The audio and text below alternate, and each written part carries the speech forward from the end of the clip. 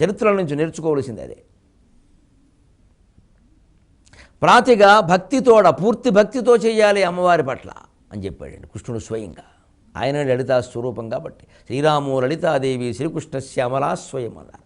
శ్రీకృష్ణుడు అంటే శ్యామలాదేవి, శ్రీరాముడు అంటే లలితాదేవి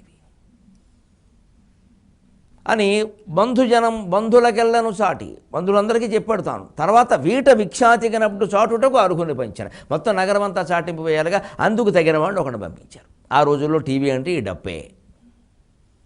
ప్రచారం చేయించారు, స్క్రోలింగ్ వేయించారు బాగా. అందరు రండి.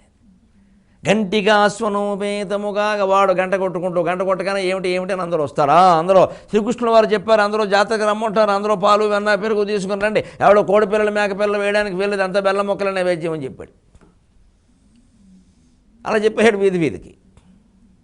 వాడు ఎలా మీ పెద్ద ఎలుంగున చాటని వెళ్ళాడు, అందరికీ చాటి చెప్పాడు. ఆ రాత్రి ఒక విచిత్రం జరిగింది. మర్నాడు జాతరకి వీళ్ళు బయలుదేరతారనగా వాళ్ళని పురుకొల్పడానికి అన్నట్టుగా ఇంచుమించు ప్రతి ఇంట్లోకి ఓ స్త్రీ వచ్చింది. నల్లగా ఉంది పర్వతంలాగా, ఇంతంత దవడలు ఉన్నాయి. తలుపు కొట్టడం, లోపలికి రావడం, ముత్తైదువుల్ని జుట్టట్టుకుని లాక్కెళ్ళిపోవడం.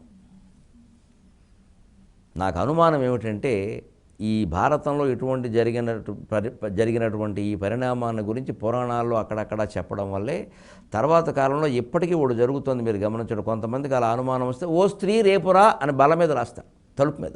సినిమా కూడా వచ్చింది దాని మీద, ఓ స్త్రీ రేపురా అలా రాస్తే రాదని. ఇదో భ్రమ అయితే ఇది అంతకంటే అజ్ఞానం. అది సరే, అది ఏదైనా కానీ ఆ పరిణామానికి కారణం ఇదే ఉంటుందని నాకు చదివితే అనిపించింది, అందుకే ఇది చెబుతాను. అందరినీ జుట్టెట్టుకు లాక్కెళ్ళిపోతున్నాడు. రండి చావడానికి సిద్ధంగా రండి, చావాలి మీరు అందరూ, బతికింది చాలు. ఎందుకంటే బలవంతంగా లాక్కెళ్ళిపోతే ఎవడో చావడు ప్రపంచంలో. అందరి ఇళ్లలో జరిగినట్టు అనిపించింది, కృష్ణమాయ అనిపిస్తుంది.